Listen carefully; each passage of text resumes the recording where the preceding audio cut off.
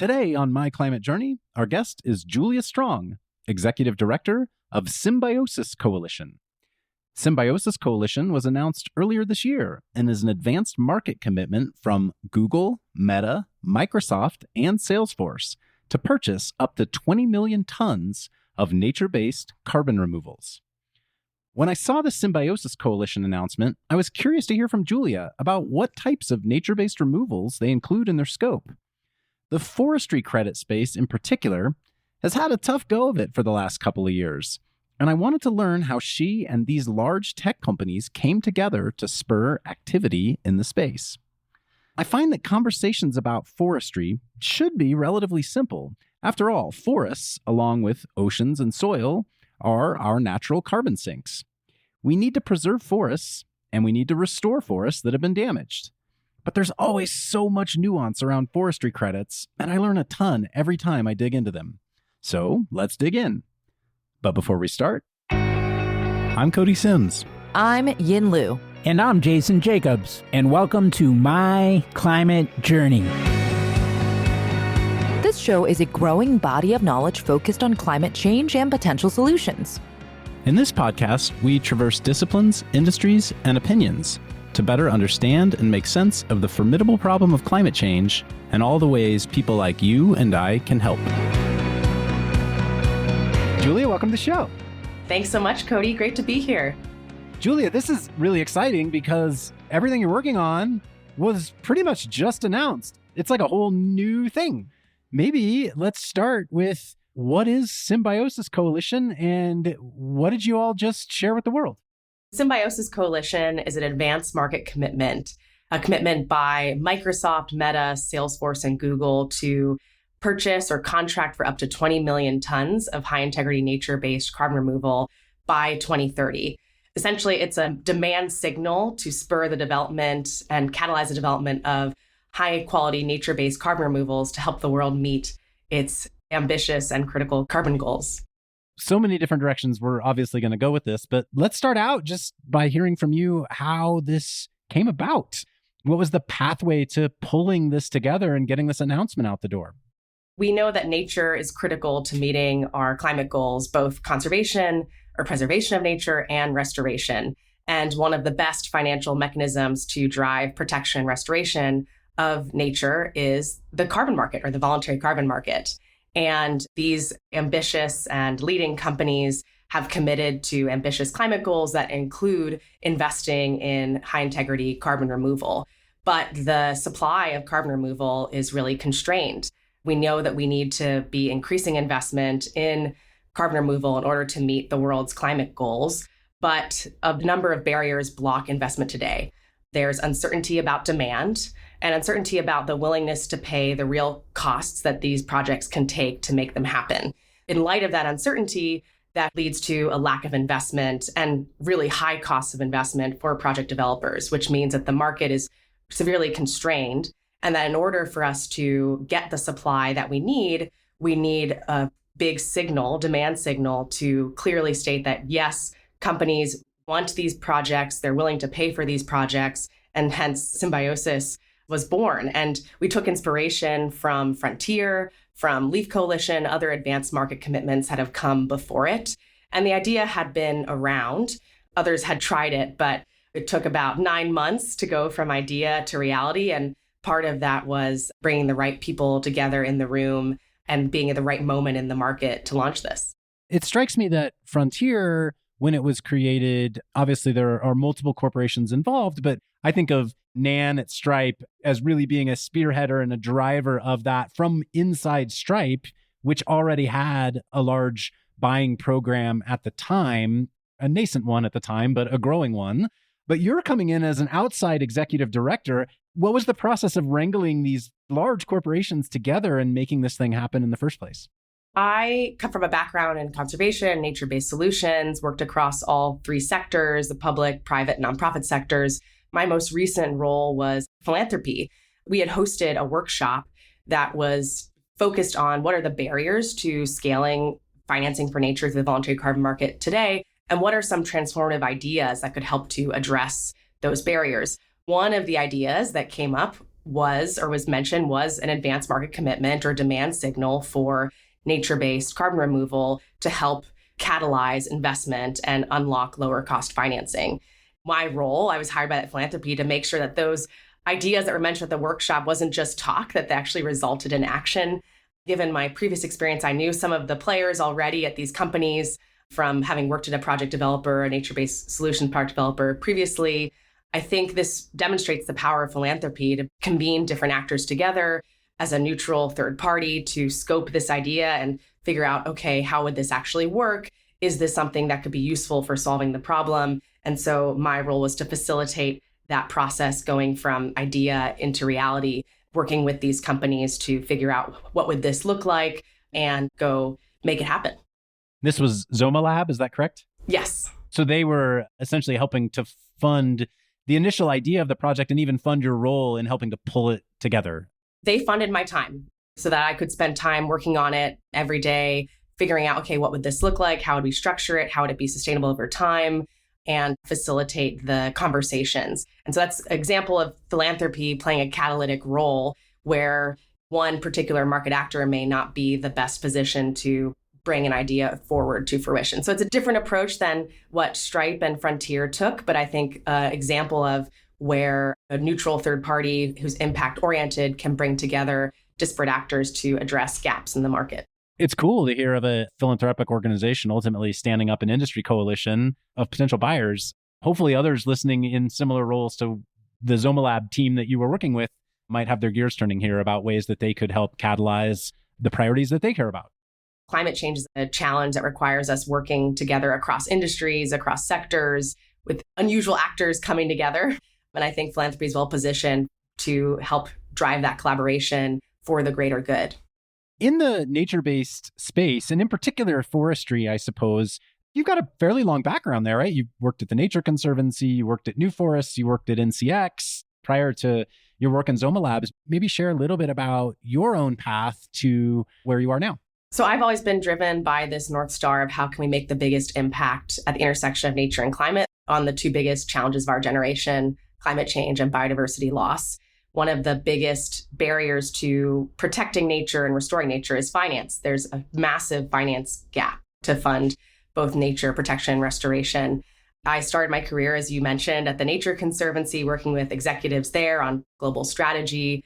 I then went to spend a little bit of time in policy. I was a fellow at the California Governor's Office of Planning and Research, and then spent some time in sustainable forestry investing, my time at New Forests, actually trading offsets on the California cap and trade market on the compliance side, and then moved to NCX, where I was working for a startup project developer. So I was employee number 11, first business development hire there, grew the team, signed offtake agreements with Fortune 100 companies, and then left to join Zoma Lab, and then now leading Symbiosis Coalition. And so bringing together lessons learned from these different sectors and how they can work together and speak the same language to advance solutions in this critical decade for our climate. And for listeners, we actually have an archived episode now from maybe 2021 with NCX on the pod. Jason spoke to one of the founders there back in the day. So if anyone wants to dive into the work at NCX and what they're doing in forestry, it's maybe a little dated now, but there's some resource there for you. Like any startup, they've pivoted and changed what they're doing, and given the change in the carbon market and developing carbon market, but it's definitely worth a listen. So that's where I want to go next, actually, with this topic overall, which is when I think nature-based solutions, the big one that jumps out to me, obviously, are various types of initiatives in forestry. You said that Symbiosis was really set up to spur market interest and to spur demand side dollars coming into this space. I tend to think of forestry as being, frankly, the most mature current carbon removal, quote unquote, product out there for corporate buyers, but one that's been plagued by some controversy, some challenges around quality, et cetera. I'm curious how you think about that, because from where I sit, it's like, oh, when I think of big companies and the carbon credits they're buying, mostly they are buying forestry credits today. And a lot of the conversation in the climate tech space, quote unquote, is about should they be shifting dollars from that into forms of engineered carbon removal, et cetera. But it sounds like you're coming at it from a different perspective. And I really am curious to hear all of this. I would say that we are not driving nearly enough finance into forests. Nature-based carbon removal, forest restoration alone has the potential to provide 3 gigatons of carbon removal annually by 2030. Right now, if we look at the Symbiosis quality criteria, which sets a really high bar for what good looks like and a really conservative bar based on the latest science and technology, we can get into that, and relies on innovations in carbon crediting. The supply is maybe around 500,000 tons. So the commitment of 20 million tons that these companies are making, that's 40 times the volume of the credits that exist in the market today. The particular projects that we're focused on, in the niche that we're focused on within the market for nature-based carbon removal, are projects that represent the latest and greatest methodologies, more conservative approaches that can come at a significant cost relative to the projects that have existed on the market today, and that don't exist at the scale that we're going to need to any degree at the moment. This is a newer approach. So when I say this sort of 500,000, that's an estimate and very rough based on bottoms-up analyses of what exists on the market today of what could potentially qualify for this new updated approach through these dynamic baselines, through the new principles that we're adopting. Okay, so of that, you said existing 500,000 tons that meet the quality bar today, and obviously your desire to grow that to 20 million tons by 2030 through the existing commitment that your partners have made into Symbiosis. How does that existing 500,000 tons compare roughly to the total amount of forestry credits that are out there? And what's the difference between the mass amount of projects relative to this sweet spot, bullseye, high quality 500,000 tons that are out there? Help me understand. I'm so grateful that you're here to help drive sort of awareness of this whole space, because I don't understand what a high quality project is. And from where I sit, it feels like there's lots of forestry project developers out there. And how should someone tell the difference between projects that are good and projects that aren't? Efforts like the ICVCM or the Integrity Council for Voluntary Carbon Markets and Symbiosis and others are setting out to clarify, what does good look like? There's a lot of confusion in the market around what does a good forest project or other carbon credit project look like. We're focused on a niche of projects that have struggled to access financing to date. So those are reforestation or restoration projects that have a high proportion of native species.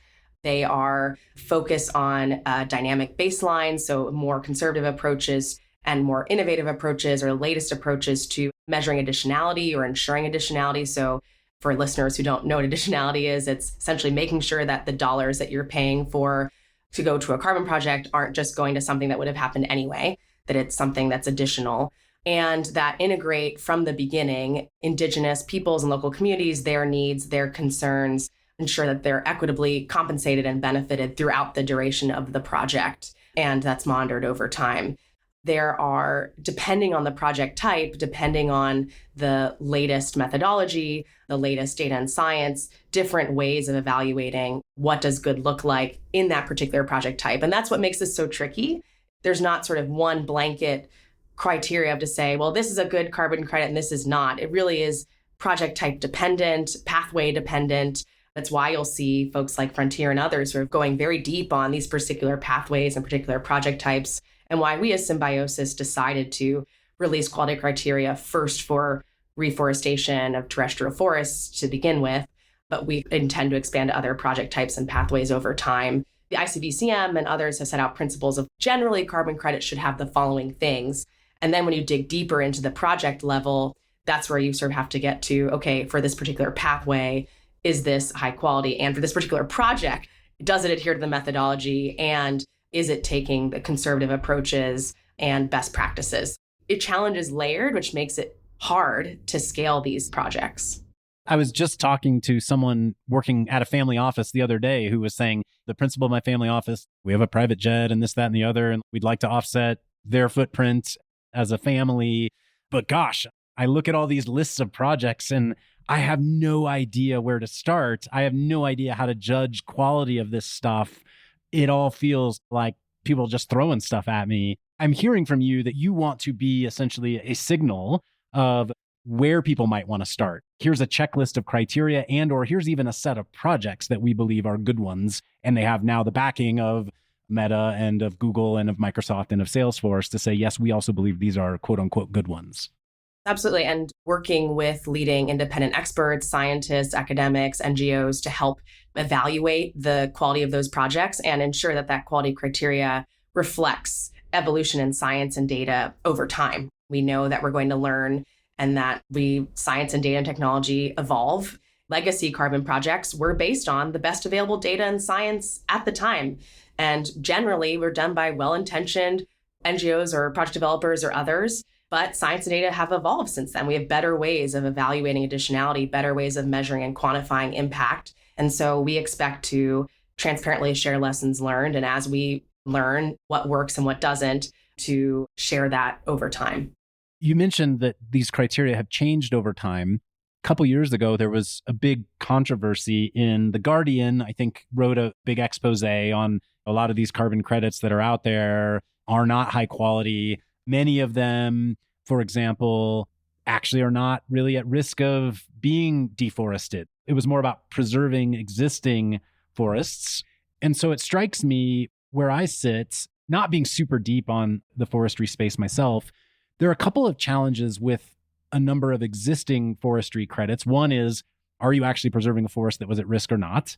Two is the act of measuring the carbon intensity of an existing forest and what you're measuring in terms of what you're preserving is challenged because it's all based on counterfactuals. If this forest didn't exist, here's how much emissions would be released from its roots, and here's how much emissions wouldn't be absorbed in the future by its future non-existence. And so you're kind of measuring these two counterfactuals to get to a ton of emissions metric, which is all math-based as opposed to the ability to actually count atoms. I heard you say a minute ago that a big focus for you now is in reforestation, which feels like it has fewer of those counterfactual problems. There used to be a forest here. It's not here anymore. We're going to put one back, and we know what this should look like at maturity. Am I following the thread correctly here? You are. I mean, we need both nature protection and restoration. Most of the projects, the majority of the projects of existing supply represents avoided deforestation or IFM projects, which have that challenge with the counterfactual of would that forest have been cut down in the absence of this project or not? If there's a baseline, are we assuming more deforestation than what would have happened? And there are counterfactuals in all carbon removal projects. The baseline is that this project wouldn't have drawn down carbon from the atmosphere.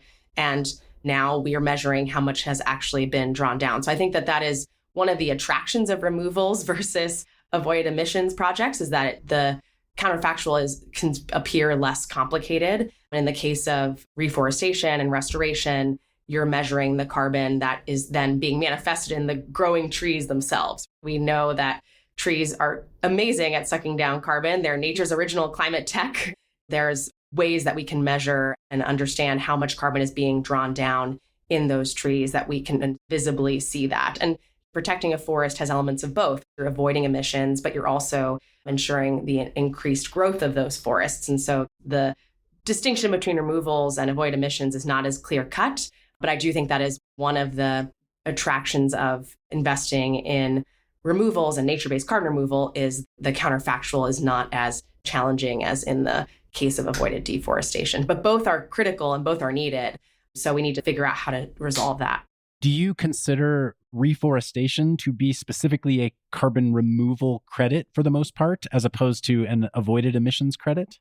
Yes, although sometimes there's assisted revegetation or regeneration, if you want to get totally nerdy about it. There are young forests that would generally be cut down within like 5 to 10 years. And by actually reducing the drivers of degradation or addressing the drivers of deforestation or degradation, you're allowing those forests to grow back more than they otherwise would.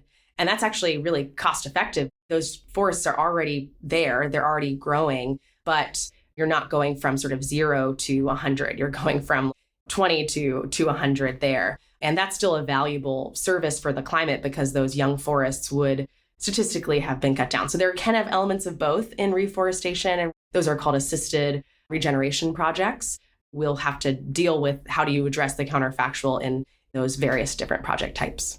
That gray area notwithstanding, it's really interesting distinction in my mind to think of preserving existing forests as being more of an avoided emissions project and reforesting a previously degraded forest as being a removals project because you are adding to the Earth's capacity to remove and absorb carbon, and you're increasing its capacity to do that. Exactly. You're increasing the sink of the Earth. And I suppose in that regard, one of the big things you have to then prove is A, that forest wouldn't have just naturally grown back on its own. And you presumably have to prove that it's not at risk of being cut down again somehow. Exactly. We want to invest in durable projects that are long lasting, and making sure that you're reducing the risk or mitigating the risks of other natural perturbations or hazards like fires or other hazards as well. There are tools in the toolkit now to address those. For example, as I mentioned earlier, dynamic baselines are a great way to evaluate what would have happened in the absence of the carbon project. Essentially, what you're doing is saying, okay, I want to take a plot of land that looks exactly like my project area, looking for all these different factors to make sure that it's as close a match as possible. And then each year saying, okay, what's happening in that exact match for my project? You can also look at historical data, et cetera. So there's increasing ways to use AI, algorithms, machine learning to identify those matches and to track and monitor these projects on a much more frequent basis to have greater confidence in that counterfactual. Hey everyone, I'm Yin, a partner at MCJ Collective, here to take a quick minute to tell you about our MCJ membership community, which was born out of a collective thirst for peer-to-peer learning and doing that goes beyond just listening to the podcast. We started in 2019 and have grown to thousands of members globally. Each week, we're inspired by people who join with different backgrounds and points of view. What we all share is a deep curiosity to learn and a bias to action around ways to accelerate solutions to climate change. Some awesome initiatives have come out of the community. A number of founding teams have met, several nonprofits have been established, and a bunch of hiring has been done. Many early-stage investments have been made, as well as ongoing events and programming, like monthly Women in Climate meetups, idea jam sessions for early-stage founders, climate book club, art workshops, and more. Whether you've been in the climate space for a while or just embarking on your journey, having a community to support you is important. If you want to learn more, head over to mcjcollective.com and click on the Members tab at the top. Thanks, and enjoy the rest of the show. It strikes me we could do a whole hour-plus conversation purely on how do we fix the ability to finance preserving forests and keeping those avoided emissions projects healthy and running and going. Let's push that to the side and say, hey, that's a different episode for a different time. And let's focus really on the areas. I think the distinction you've drawn is really helpful, where Symbiosis is focused, which are these carbon removal projects that are heavily focused on reforestation. Where in the world are we most ripe for these type of projects right now? The tropics are really great areas to do that. They're fast growing, carbon dense. There's a lot of degraded land in those areas. Actually, Brazil is a particularly ripe area for this, and you'll have seen recent transactions and deals in Brazil. For example, Microsoft recently did a deal with BTG Pactual in Brazil. There's also Momback, other project developers who are working in the area. So Latin America is a particular area of interest. Africa has a big potential, as well as Southeast Asia. And one of the amazing potential impacts of investing in nature-based carbon removal and carbon removal in general, but particularly nature, is that these are communities, little communities who rely on income from these projects, who depend on the ecosystem services that these projects provide. So water provisioning, biodiversity. By investing in nature-based carbon removal projects, often that means direct benefits to local communities in the global south who otherwise aren't able to access that climate finance. So it's a matter of not just we need carbon removal to meet our climate goals from just the carbon math of it, but in terms of the environmental justice aspect of it, how do we get financial flows from the global north to the global south and ensuring that we're protecting and restoring nature that people depend on? Let's take Brazil as an example. My understanding is a lot of the tropical forests in Brazil have been deforested historically for either cattle or for soybean, essentially to grow food for cattle. What motivates a landowner who at some point did deforest their land for these other purposes to decide, hey, now it's time for me to move it back to a more natural, non-agrarian purpose? Why would they go from A to B back to A? They wouldn't unless they're financially motivated generally to do that. That's the power of carbon markets. There's a value to the carbon that nature sequesters, but without finance, then why would I as a landowner be motivated to grow forests on my land versus do something else with it? And so that's part of the importance of ensuring that these projects are actually paying the real cost that it takes to make these projects happen, is that if you're not actually paying enough to cover the opportunity cost or for the use of that land, or ensuring that these farmers or landowners are equitably compensated for the use of their land, then they're not incentivized to participate in these projects or to keep those projects going for the longer term. And that's why actually investing in the equitable outcomes and compensation for landowners, local communities is an integral part of driving durability. So if we care about these projects lasting for a long time to have durable, long-lasting climate impact, then we need to make sure that these companies and that investors are paying the real costs that it takes to make these projects happen. Are you finding that in many cases there is ownership change happening on the land itself, where some new owner has some new motivation on how they want to manage the land? Or are we really truly talking about people who 20 years ago made the mental calculation that I'm going to make more money cutting down forests and growing cattle, and now 20 years later, I'm going to make more money removing the cattle from my land and growing forests again? It really depends. And that's, again, why it's so important to look at the project-specific context and the local region and the local economic drivers and the particular landowner and the history of that land and the financial additionality. Is this something that is financially additional for them? Are they getting other revenue streams that actually carbon isn't a motivating factor financially for this? But it's a combination of those things. Some project developers' models are to acquire land and then to plant forests on that land, and they're compensated for that through the carbon credits. Another model is leasing land from landowners who've done the calculus or who are educated to understand, okay, here's my economic trade-offs of keeping my land in production for cattle, or what happens if I integrate into an agroforestry system. That's actually another really exciting type of project that we expect to support through Symbiosis, is integration of production for crops or for cattle with forestry systems. There are benefits of silvopasture, for example, that's the technical term for it, to the cattle, to other things, as well as to the climate. And that's a good reminder that there's usually a project developer intermediary in here, someone who's showing up and actually doing the work of the reforestation, planting the trees and sourcing the land for it. It's usually not the landlord themselves who is going from essentially one crop to another here. There's someone who is an expert in reforestation in the middle of this, helping to push these transactions along. Think of it as like an infrastructure project. We want to be able to access lower cost infrastructure, project finance, to be able to do more of these projects at a lower cost. In those projects, you have a project developer, someone who's the expertise in developing these projects, understands how to do that in the proper way, mitigate risks, work with investors to bring in financing. So yes, that's the idea of how these usually work. And I suppose there's also land that is degraded for reasons not just related to agricultural practice. There's wildfire degraded lands, et cetera, to where land may have faced an issue that was not quote unquote anthropogenic. It was not caused by direct hand of human. It was caused by some other reason, but it still had the same impact where there used to be a forest there and there no longer is.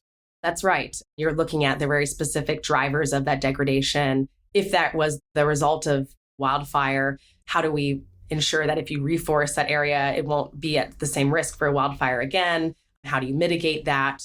It's why these are such specific contexts for each project, which makes it challenging in terms of scaling these projects, but also shows the benefit of working together collaboratively in a buyer's coalition, because not every buyer can have a massive team with internal experts and diligence to be able to go through these really deep details and understand the nuance of what makes a good project in this context versus that context and understand those trade-offs, which is one of the reasons I really enjoy working in this space is just that it is complex. There are all these interdisciplinary factors that contribute to what makes a good project and what drives real and meaningful climate and biodiversity and people impact.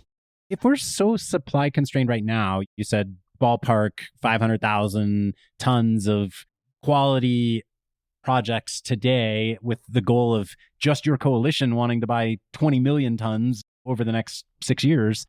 Will there be any residual supply for anyone outside of your coalition who is interested in the kinds of projects that you're doing? Or is your coalition essentially going to be trying to buy up as much as you can?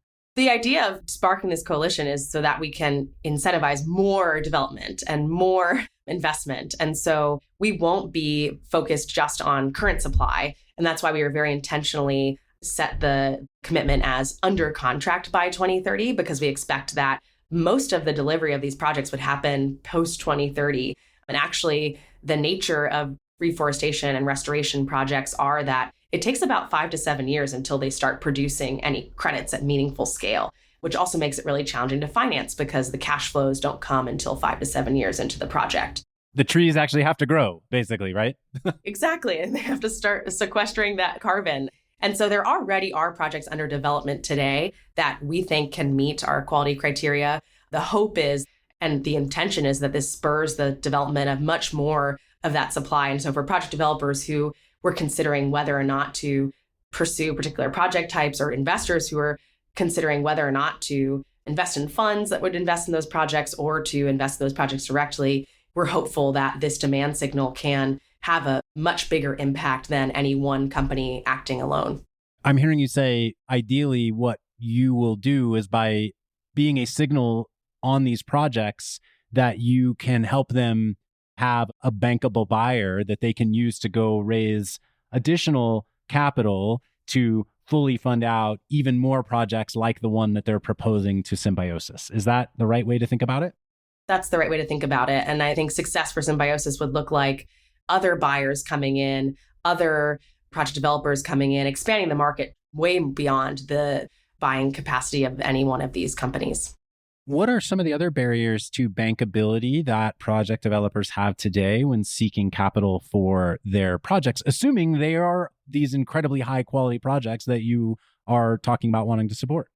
That is one of the biggest challenges that you've hit the nail on the head there. And one of the things that we're trying to address is how can we help these projects get a bankable offtake agreement that can enable them to access follow-on financing, and ideally lower cost follow-on financing. The cost of financing today can contribute as much as 30 to 40% of the cost of a credit. That means that much more money is going to the investors, and those are investors who are looking for 20% returns or more versus we hope for debt financing and other lower cost financing options in the future, which are much less expensive. But those debt financiers and investors and broader range of investors beyond just the equity investors that exist today who are seeking those 15 to 20% or more returns, they are more risk averse. And this is a challenge I've heard you talked on this podcast before and other climate podcasts about how do you bridge to that lower cost project finance.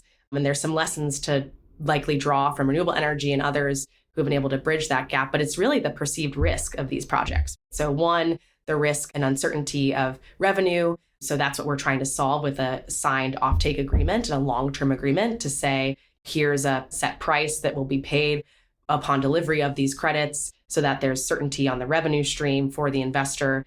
There's uncertainty around political risk or geopolitical risk if you're working in particular markets, so emerging markets versus more mature markets. And the nature of nature-based carbon removal is that most of these projects are happening in emerging markets and in markets where there's not as much capital available and it's perceived to be a higher risk. But that's why we're looking at, are there solutions like working with development finance institutions? The World Bank recently did an outcomes bond with MOMBAC in Brazil.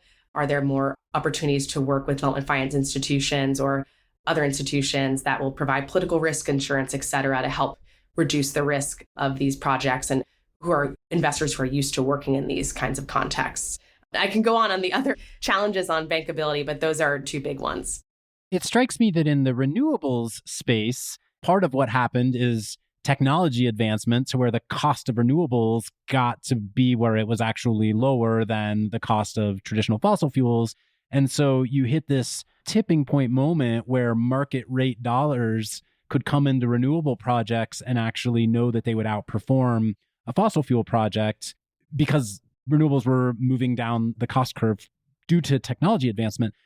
It strikes me in forestry projects, you're not necessarily talking about per se driving technology advancement on a tree's ability to capture carbon. There are some companies doing cool stuff like Living Carbon and others that are trying to make that happen. But for the most part, a tree is a tree and it's going to capture what it captures. Do you see this space moving beyond catalytic finance to where there is going to be a tipping point moment for more market-based capital moving into it?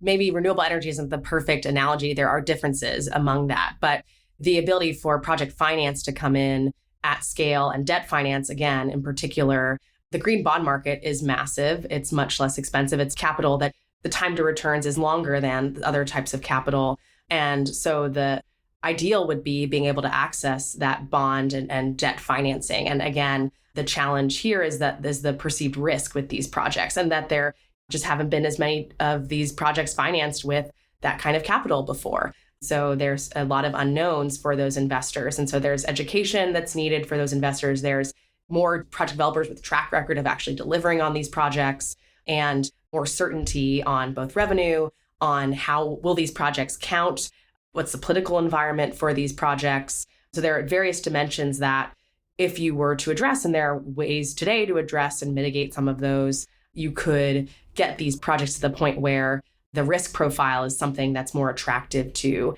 debt investors and other lower cost forms of capital. Let's shift into a little bit on some of the work that you've been doing to drive these quality criteria. I saw on your website, there's a very specific, I don't know if MRV is the right phrase, but it sounds like Verra has a whole new standard called, is it Abacus, that is trying to encapsulate all of these new high quality criteria. Can you maybe describe a little bit more about what that entails? In order to come up with our quality criteria for ARR in particular, we looked at what are existing standards on the market, what are the newest standards that incorporate the latest and greatest data and science, and then what are the gaps, where are areas that we want to build on that to go above and beyond what's already out there. We're guided by our quality pillars that we established. So one, which is conservative accounting. The second is durability. The third is social and community benefits. The fourth is ecological integrity. And the fifth is transparency. We wanted to build on the principles of the ICVCM, the Integrity Council for Voluntary Carbon Market, other guidance out there. And so when we looked across the market, the upcoming Abacus label from Verra does incorporate a lot of the latest innovations and most conservative approaches on the market. First, with dynamic baselining, which I described a bit before, it does require the integration and use of MRV or DMRV approaches to more frequently monitor and to better understand baselines and have higher confidence in the baseline and the counterfactual, more conservative approaches to leakage. So actually trying to mitigate completely the effects of leakage. Traditionally in carbon markets, they've been based on research that's sort of it's about 20%. So in this case, we're taking, instead of just sort of a blanket approach to leakage, saying, okay, each project has to specifically justify what leakage rate that they're assuming and have a viable plan to mitigate that. There are some other criteria as well. Leakage, just for those of us who aren't deep in the weeds, is just the idea that you did this project here, but it actually had a negative impact over there. So yeah, you might have reforested something here, but because you did this, the landowner just went down the street and cut down a different forest. Exactly. And then the other approaches to durability, so in integrating approaches to durability within the project itself. And then there's some other criteria as well that you can read through on our website. And so the idea was, let's look at what exists on the market, but let's not just hitch our wagon to Verra or to the Abacus label. We were very intentional saying, align with the principles, align with this particular methodology, VM47, because we want to encourage innovation and see other protocols on the market that can help to bring forward high quality credits and allow for, if there are other projects under other protocols that can demonstrate that they meet those quality criteria, we can evaluate that on a case-by-case basis.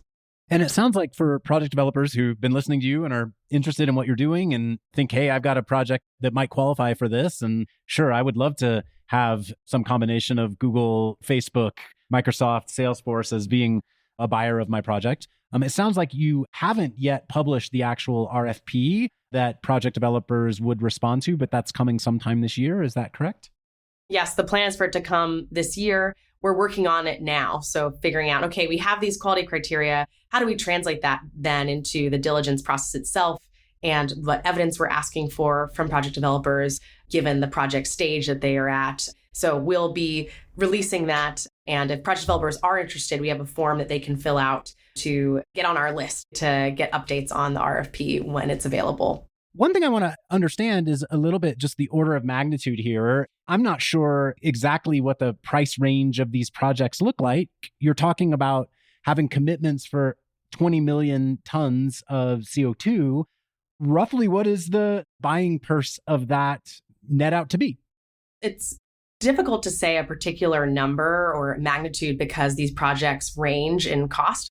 Things that we talked about before, whether it's land acquisition or land lease model, the cost of financing contribute a lot to the cost, or the geography. It can vary tremendously. There are different estimates on the market.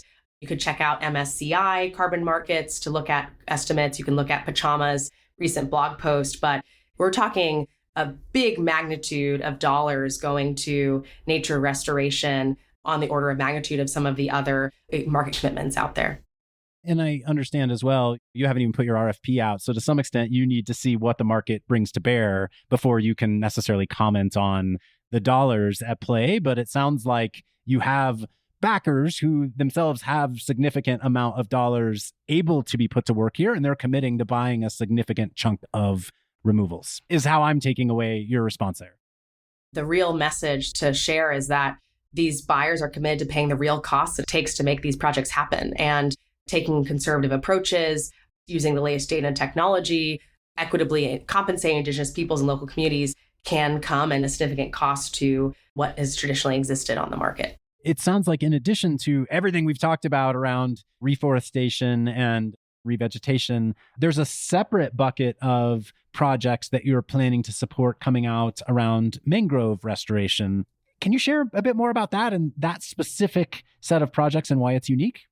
Just like forestation, reforestation, revegetation projects, which are sort of the terrestrial forest projects, mangroves are, they have a coastal forests, and they store a lot of carbon, even more than the existing mangroves can store, even more than tropical forests. There's need to both protect and restore mangroves. But the reason that we separate it out from the terrestrial forests versus mangroves is that what good looks like, there's a lot of similarities, but there's also differences. Mangroves, you're planting in a coastal ecosystem where there's storm surge, where there's the ocean itself. So the different risks and vulnerabilities of these projects are unique to those in work planting on land. And so we want to make sure that we're taking into account the hydrology and other aspects that would need to be taken into account for mangroves versus terrestrial forests. Basically, it's one step at a time, and the risks and quality criteria that you need to assess for these two different project types are unique enough that you didn't want to bite off more than you could chew all at once. And you wanted to separate these out into different buckets for your team to spend time getting up to speed on and getting diligent around.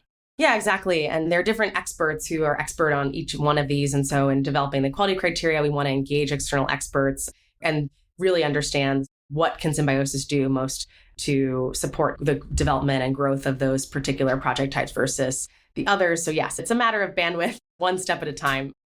And how does Symbiosis think about other solutions that are less about necessarily growing things in the ground, but that are other sort of hybrid, nature-oriented carbon removal type of solutions like biochar or enhanced rock weathering or ocean alkalinity enhancements? I mean, I know Frontier plays in those spaces pretty heavily. Do you see that as being in scope for you, or do you think your focus will be things that grow in the ground for the most part? The scope may expand over time. We see ourselves as wanting to be complementary to the work that Frontier is doing and that Leaf Coalition is doing, because Frontier is focused on projects with 1,000-year permanence, of which enhanced rock weathering and other types of projects could qualify. We probably wouldn't go into that territory. Maybe there are other hybrid solutions that would not qualify for that 1,000-year permanence bar that we might consider supporting over time that have both elements of the nature and engineered, but no intention or plans to do that at the moment. We really are focused on terrestrial forest restoration and mangroves, and we'll see what projects happen after that. An area we haven't hit on at all, but you've talked about it a couple times and it's on your website multiple times, is working with local and indigenous communities around the projects that you are looking to support. Share a bit more with us about that and the importance therein. As I mentioned, it's not just the sort of right thing to do or the just thing to do, but it means that your project will be more successful if you don't integrate indigenous communities and local people from the beginning through processes like free, prior, and informed consent to have them really understand, what is this project? What does it entail for me? What would I benefit from it? What are the trade-offs?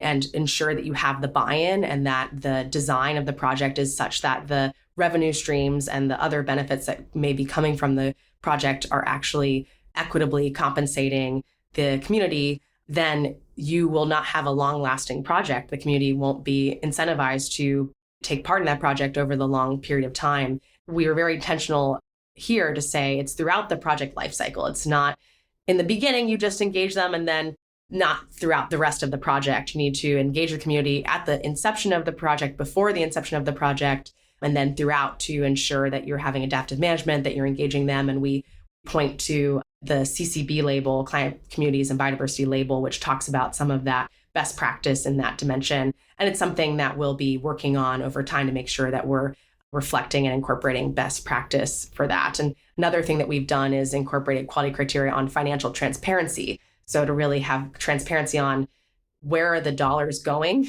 in the project? Are they actually going to the community on the ground? What percentage of dollars is going, to make sure that we can have confidence that the local community and indigenous peoples are benefiting from and are bought into the project. I remember when I first interviewed Peter Reinhardt at Charm Industrial and asked him why he started Charm, and he was talking about at his prior company's Segment, they had kicked off a small project internally, probably back in like 2016 or so, or maybe even earlier, to try to offset the emissions of their own operations. And so they were buying some forestry credits and whatnot. And then he started to dig into it and realized that of the projects he was buying, something like 70 or 80% of the funds were going toward driving marketing activities in the US around these projects. You hear that all the time when you go to give money philanthropically and whatnot, is you want to make sure you understand that your dollars are actually going to, as much as possible, drive the cause that you're hoping for. It feels like that kind of financial transparency is so important in this space to generate support and generate ongoing dollars. And yet I would have no idea where to even go to try to find that stuff if I were deciding to look into a project. So how do you expect that this all gets published to the world of potential buyers? We want to be sharing lessons learned, sharing guidance, sharing ways that more than just the buyers in Symbiosis can benefit from, but project developers, buyers, others outside of Symbiosis can use and benefit to the benefit of the overall market.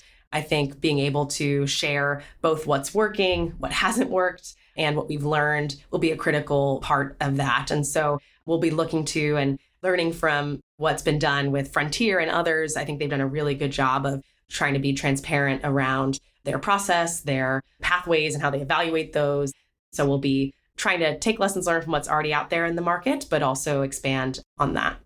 So I'm hearing overall for you guys, a focus on defining what is quality and helping more people understand what that is. I'm hearing spurring more dollars into the space to actually drive bankability and drive more financial outcomes. And I'm hearing essentially publishing and sharing best practices and learnings so that the market can learn from your work as being kind of three big priority areas based on our whole conversation here. Is that roughly right?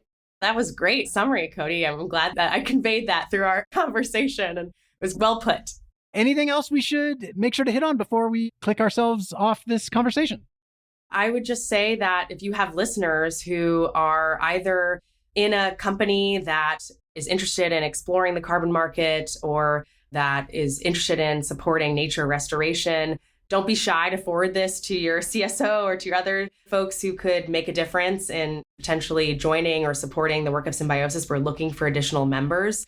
We're also excited to engage with project developers and investors. This is a collaborative and whole ecosystem effort if we're going to be successful. Symbiosis is one piece of the puzzle. We need all these other pieces of the puzzle to come together to scale the market to the point where we can have the impact that we need for the climate and for nature.